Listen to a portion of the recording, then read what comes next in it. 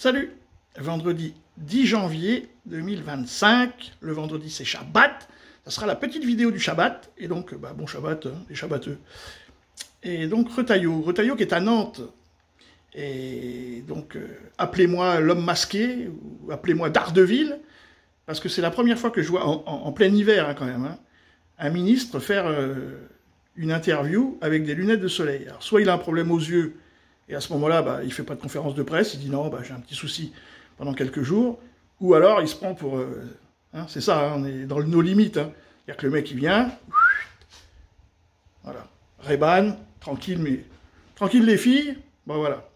Donc ça fait, je trouve ça très bizarre, mais en même temps, ça va bien dans l'esprit de l'idéologie du nouveau monde qui arrive, le monde de Trump, là, tout le monde pensait que c'était le sauveur, oh, Trump, il va nous aider et tout, alors qu'on est en train de voir que le gars, il veut annexer le Groenland, il veut annexer Panama, il veut annexer le Canada, et Elon Musk veut racheter Madagascar, enfin, on est parti chez les fous furieux, hein, et tout le monde va rentrer là-dedans, dans le nouveau monde. Tout le monde, ça va être ni loi, ni droit, ni règlement international, c'est fini tout ça, hein. Trump, il va faire tout sauter, déjà que Poutine avait bien accentué, tout le monde va partir en sucette, et ça va être, comment dire, les années noires. 2025, 2026, 2027, alors on revient un petit peu dans le numéraire, 26 chez les Hébreux, c'est le chiffre de Dieu, enfin en tout cas chez les Juifs, et donc YHWH, là, en numérologie, ça donne 26, dans le numéria, quoi. Et il est dit que le 26 est le nombre unique, sacré de Dieu, et il est compris entre un chiffre au carré et un chiffre au cube.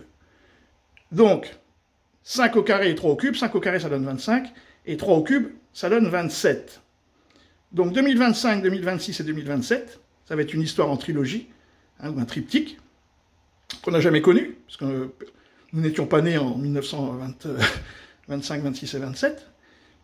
Et là, on va vivre, comme on est dans le, dans le messianisme, on risque d'avoir des choses où on va se dire, mais qu'est-ce que c'est que ça?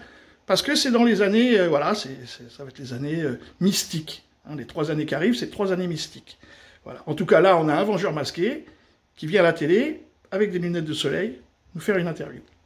Est passé inaperçu, qui a été une grande réussite, qui a contribué... Il est toujours très maniéré, hein. C'est un garçon très maniéré. C'est que nous avons été capables de mettre un consulat dématérialisé, déterritorialisé, centralisé, pour qu'il y ait les 23 000 finalement participants étrangers à ces Jeux Olympiques puissent avoir la facilitation de leur titre de séjour en France.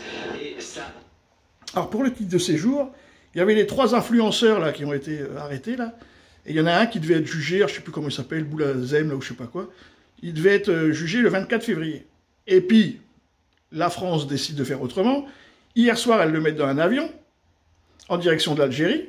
Il arrive en Algérie, l'Algérie dit ah non mais non, nous on n'en veut pas hein, de cet influenceur, gardez-le. Donc du coup, ils l'ont remis dans l'avion. L'avion il est arrivé de nouveau à Orly ou à Roissy, je ne sais plus lequel des deux, et il est mis en centre de rétention, je ne sais pas quoi, administrative.